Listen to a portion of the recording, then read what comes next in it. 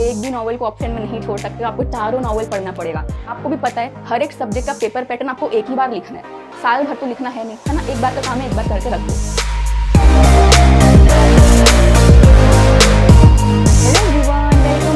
Channel, तो आप सभी का इस चैनल में फिर से स्वागत है।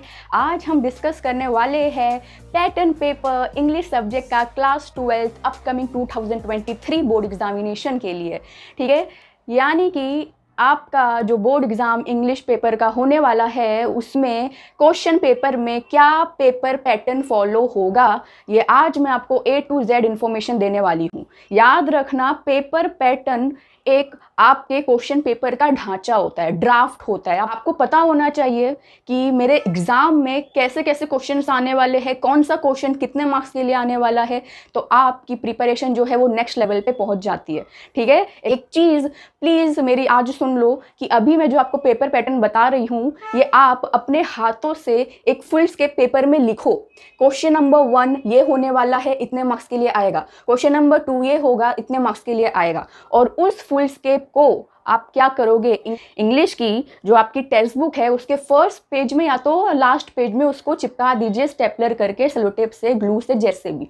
फिर आप देखना आपकी जो क्लियरिटी होगी ना क्वेश्चन पेपर को लेके, जो कॉन्फिडेंस आपका होगा ना वो कितना बढ़ जाएगा ये आप भी नहीं समझ सकते हो, ठीक है। क्योंकि ये सब हमने पहले करे नहीं, 9, 10, 11 स्टैंडर्ड में सब होता नहीं था, बट अभी सारी चीज़ फिक्स्ड है। आपके हर एक सब्जेक्ट का बोर्ड पेपर पैटर्न कमिटी के द्वारा दे दिया जाता है और उसको हमको अच्छे से पता होना चाहिए, ठीक है, ताकि जो चीज़ आपको कम मार्क्स के लिए आ रही है उस पर आप ज़्यादा टेंशन मत लो। जो चीज़ ज़्यादा मार्क्स कैरी करती है, जिसका वेटेज ज़्यादा है, वो कॉन्सेप्ट को आप अच्छे से पढ़िए, राइट। आप जब भी टेक्स्ट बुक खोलोगे आपकी पेपर पैटर्न में पढ़ेगी, आप एकदम खुश हो जाओगे कि अरे वाह, मुझे तो पता है क्वेश्चन पेपर कैसा आने वाला है, राइट। और उसके हिसाब से आप अपने कॉन्सेप्ट्स चीज़ों को मेमोराइज करोगे, राइट। तो चलो स्टार्ट करते हैं। फर्स्ट ऑफ ऑल आपका इंग्लिश पेपर कितने मार्क्स के लिए आने वाला है? 80 मार्क्स के लिए आने वाला है, 80 मार्क्स के लिए आने वाला है। 20 मार्क्स आपको इंटरनल दिया जाएगा, यानी कि आपका जो परसेंटेज होगा वो 100 में से निकाला जाए, ठीक है। क्वेश्चन पेपर होगा वो 4 पार्ट में डिवाइडेड होगा, याद रखना। पहला आपका है चैप्टर से रिलेटेड, जिसको हम प्रोज सेक्शन बोलते हैं, ठीक है। दूसरा पोयम से रिलेटेड, तीसरा राइटिंग स्किल, एंड फोर्थ अपना नॉवल, ठीक है। राइटिंग स्किल के बारे में मैंने अभी पिछली वीडियो बना चुकी हूँ। आपको कौन कौन सी राइटिंग स्किल पढ़नी है शॉर्टकट में बेस्ट स्ट्रेटेजी ऑलरेडी शेयर कर चुकी हूँ। तो चलो स्टार्ट करते हैं। जब आपके हाथों में इंग्लिश का क्वेश्चन पेपर आएगा तो पहला सेक्शन कौन सा होगा? Pros section. ये कितने मार्क्स के लिए आएगा? ये 34 मार्क्स के लिए आएगा, ठीक है। इसके अंदर टोटल 5 अलग अलग चीज़ें आपको पूछी जाएगी। पहला क्वेश्चन प्रोज सेक्शन के अंदर आपको कौन सा होगा? Seen passage. देखो, सीन पैसेज मतलब क्या होता है? देखा हुआ। व्हाट्सएप में सीन मतलब क्या? आपका फ्रेंड ने मैसेज देख लिया, राइट। तो सीन पैसेज मतलब क्या? ये एक ऐसा पैसेज होगा जो आपने अपने टेक्स्ट बुक में ऑलरेडी पढ़ चुके हो, यानी आपके टोटल जो 8 चैप्टर्स है उसके अंदर से कोई एक पैराग्राफ उठा के आपके क्वेश्चन पेपर में डाला जाएगा। ये सबसे पहला क्वेश्चन होगा। ये कितने मार्क्स के लिए आपको आएगा? ये आपको टोटल 12 मार्क्स के लिए आएगा। अच्छा, बोलोगे ये पैसेज में कैसे कैसे क्वेश्चंस आएंगे? इसके अंदर आपको पैसेज दिया होगा, फिर आपको फिल इन द ब्लैंक्स आ सकता है। इसके अंदर छोटे मोटे लोग ग्रामर डालेंगे, पर्सनल रिस्पॉन्स क्वेश्चन डाल सकते हैं, ठीक है। इसके अंदर आपको थोड़ा चैप्टर से रिलेटेड कुछ क्वेश्चंस पूछे जाएंगे जो ऑलरेडी आपको पैसेज में मिल जाएंगे, तो उसके टेंशन की बात नहीं है। बट हाँ, पर्सनल रिस्पॉन्स को लिखने का तरीका आपको आना चाहिए, बिकॉज 2 मार्क्स का होगा, ठीक है। ये स्क्रीन पे मैंने प्रॉपरली लिख ली हूँ, ठीक है। Question number 1A scene passage होगा 12 मार्क्स का। इसके अंदर टोटल ये सारे क्वेश्चंस आपको आएंगे, ठीक है। अब नेक्स्ट क्वेश्चन जो दूसरा प्रोज सेक्शन के अंदर आपको आएगा, क्वेश्चन नंबर 1B, ये आपका होगा डू एज डायरेक्टेड, यानी कि आपको ग्रामर से रिलेटेड क्वेश्चन आएंगे। ये कितने मार्क्स का होगा? 4 मार्क्स का। प्लीज लिखते जाइए, मैं आपको प्रॉपरली लाइन टू लाइन बता रही हूँ, ठीक है। तो 12 + 4 यानी कि कितना हो गया? 16 मार्क्स। तो अपने 16 मार्क्स इधर पे हो गए, ठीक है। उसके बाद आपका स्टार्ट होगा क्वेश्चन नंबर 2A, ठीक है। ये क्वेश्चन नंबर 2A क्या होगा? ये अनसीन पैसेज होगा। अनसीन पैसेज मतलब क्या? ऐसा पैसेज जो आपने नहीं देखे रहोगे, ये चीज़ याद रखना, ठीक है। मतलब कि एक ऐसा पैसेज आएगा जो आपके टेक्स्ट बुक में नहीं था। ये बाहर के कोई भी बुक्स में से उठाया गया हो सकता है, कहीं से भी आ सकता है। रिप्लांटेशन के ऊपर एपीजे अब्दुल कलाम की कोई स्पीच है, मतलब कोई भी टॉपिक पे आपको एक सिंपल सा पैसेज दिया होगा। हाँ, वो बात अलग है कि आपने कभी देखे नहीं रहोगे, बट टेंशन मत लेना, ईजी होगा। ठीक है, तो क्वेश्चन नंबर 2 क्या होगा आपका? अनसीन पैसेज होगा। ओके, ये अनसीन पैसेज आपका कितने मार्क्स का होगा? टोटल 12 मार्क्स का होगा ये भी। ठीक है, इसके अंदर कैसे कैसे क्वेश्चंस आएंगे? इसके अंदर भी सेम छोटे मोटे ग्रामर हो गए। ठीक है, सब 2-2 मार्क्स के क्वेश्चन हो गए। ग्रामर होगा 2 मार्क्स का, 2 मार्क्स का पर्सनल रिस्पॉन्स होगा, 2 मार्क्स के फिल इन द ब्लैंक्स हो गए।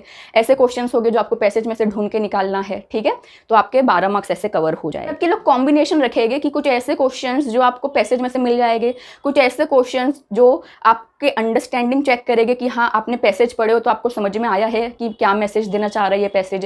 थर्ड, आपका विचार, आप क्या सोचते हो, आपकी थिंकिंग यानी कि पर्सनल रिस्पॉन्स आपका चेक किया जाएगा। ग्रामर यानी कि आपकी इंग्लिश लैंग्वेज प्रॉपरली चेक की जाएगी। ठीक है, तो अपना तीसरा क्वेश्चन समझ में आ गया। अनसीन पैसेज होगा 12 मार्क्स का, इसके अंदर ये सारे क्वेश्चंस आपको देखने को मिलेंगे।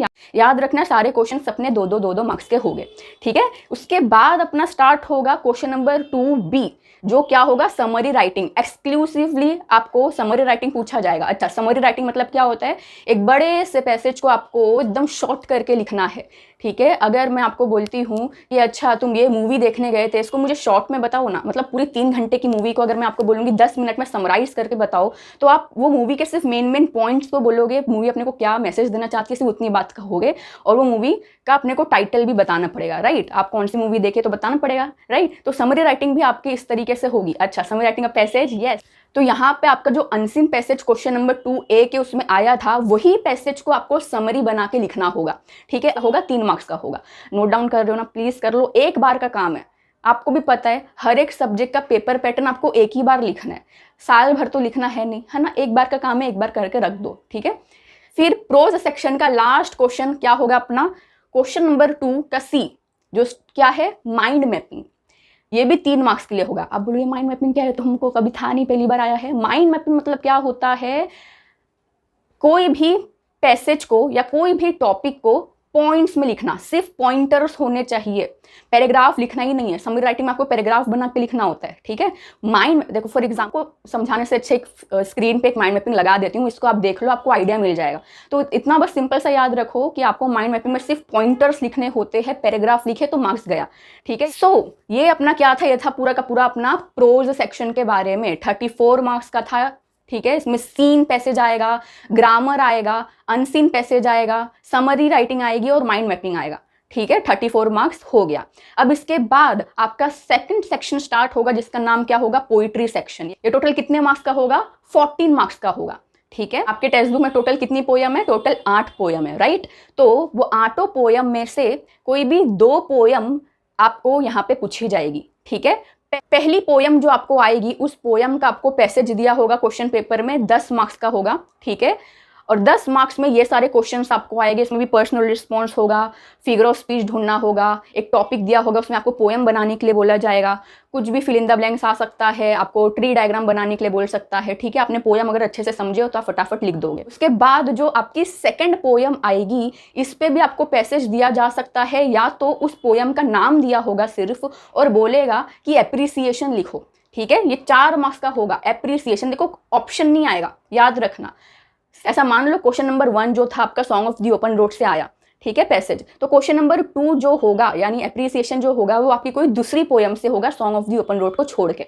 ठीक है, तो ये चीज याद रखना, एप्रिसिएशन आपको हर एक पोयम का घर से याद करके जाओ, बिकॉज ये कंपलसरी क्वेश्चन है। कोई ऑप्शन नहीं होगा, आपको एक पोयम का नाम दिया होगा और बोलेगा इस पोयम के ऊपर एप्रिसिएशन लिखो 4 मार्क्स का। तो अगर आप घर से ही सारी पोयम का एप्रिसिएशन याद करके जाओगे तो एग्जाम में कोई भी पोयम पे आपको फटाफट बस लिख लेना है। ठीक है, इसके बाद अपना सेक्शन नंबर 3 स्टार्ट होगा, जो कि होगा राइटिंग स्किल।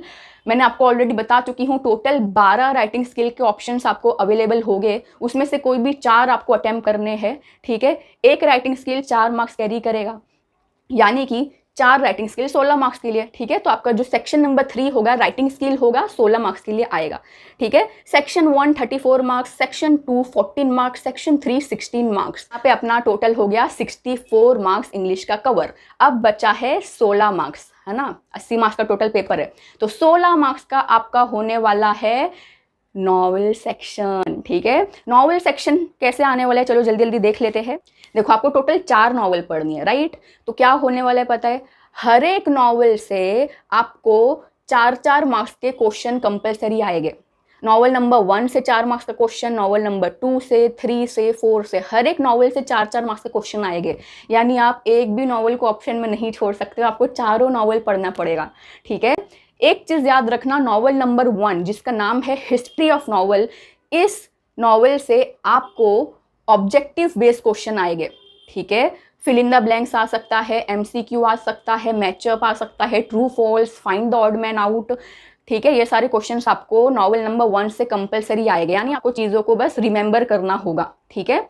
रिमेंबर मतलब नाम याद रखने पड़ेंगे, डेट नाम याद रखने पड़ेंगे, ये नॉवल किसने लिखी, किसने लिखा, वो सब आपको याद रखना पड़ेगा, ठीक है। तो नॉवल नंबर 1 की बात तो अपने को समझ में आ गई, 4 मार्क्स का ऑब्जेक्टिव्स आएगा। बची अपनी जो 3 नॉवल, ये 3 नॉवल से आपको थियोरी बेस्ड क्वेश्चन आएंगे। एग्जाम्पल, नॉवल नंबर 2 से आपको 2 क्वेश्चन हो गए, ठीक है, 2-2 मार्क्स के, 2-2 मार्क्स के 2 क्वेश्चन हो गए, यानी 4 मार्क्स की नॉवल नंबर 2, ठीक है। आपको दोनों क्वेश्चन अटेम्प्ट करने हैं, ऑप्शन नहीं होगा। कैसे क्वेश्चन आएंगे, इसके थीम लिखो, या वो कैरेक्टर, बहुत सारे कैरेक्टर आने वाले हैं नॉवेल पे, तो वो कैरेक्टर के बारे में बताओ, ठीक है। कोई सिचुएशन क्रिएट हुई थी उस स्टोरी के अंदर, तो उसको एक्सप्लेन करो। ऐसे क्वेश्चंस आपको आएंगे, यानी कि अगर आप नॉवेल की स्टोरी अच्छे से समझ लेते हो तो आप अपने ओन से भी आंसर लिख दोगे ना, कैसा भी बहुत इतना काफ़ी है, ठीक है। क्योंकि नॉवल बहुत बड़ी बड़ी है, आप लोग इसको याद करने जाओगे तो बहुत ज़्यादा टाइम लग जाएगा। अभी से स्टार्ट करें तो बहुत अच्छी बात है, बट इसको तरीका, अगर सबसे पहले क्या होना चाहिए कि आप कोई भी नॉवल है उसको हिंदी में, अपनी मदर टंग लैंग्वेज में अंडरस्टैंड करो कि इस नॉवल में स्टोरी क्या है। देखो बहुत बड़ी मज़ेदार आपकी नॉवल है, नॉवल नंबर 2, 3 और 4। एक तो सस्पेंस वाली नॉवल है, एक थ्रिलर है, एक में पूरा का पूरा डिटेक्टिव माइंड है, ठीक है। आप पढ़ोगे तो आपको मज़ा आएगा। वैसे तो मैंने पढ़ा दी हूँ, आप कोई भी नॉवल आपको पढ़नी है ना, यूट्यूब में मेरा नाम डालो और उस नॉवल का नाम डालो, ठीक है। For example, history of novel bye Shafaq नाज, साइन ऑफ 4 बाय शफक नाज, सारी के सारी नॉवल मैंने समझा के अपलोड कर दी हूँ, ठीक है। लाइन टू लाइन एक्सप्लेनेशन है, तो समझ में आ गया होगा। 4 नॉवल है, पहली नॉवल से ऑब्जेक्टिव बेस्ड क्वेश्चन 4 मार्क्स के, नॉवल नंबर 2 से 2 क्वेश्चन 2-2 मार्क्स के, 4 मार्क्स हो गए। नॉवल नंबर 3 से 2-2 ऐसा करके 16 मार्क्स अपने कवर हो गए। तो ये अपना इंग्लिश का पेपर पैटर्न होगा, समझ में आ गया अच्छे से। आई होप आपने सारी चीज़ को नोट डाउन करे होगे, और मैंने जैसे बताई हूँ इसको प्लीज़ आप अपने टेक्स्ट बुक में रखोगे। हर एक सब्जेक्ट का पेपर पैटर्न लिखिए और उसकी टेक्स्ट बुक में आप लोग रख दीजिए, ठीक है। क्लियरिटी हो जाती है ना, कॉन्फिडेंस आता है कि हाँ हमको पता है क्या क्या आने वाला है, कितने मार्क्स के लिए आने वाला है, ठीक। अच्छा, अभी बच्चों को पैटर्न पेपर से रिलेटेड कुछ डाउट्स होते हैं, मैं बता देती हूँ। फर्स्ट ऑफ ऑल, आपको summary writing, mind mapping and grammar में कोई भी ऑप्शन अवेलेबल नहीं होंगे। जो आपके सामने क्वेश्चन दिया हुआ है वही आपको अटेम्प्ट करना है, ठीक है।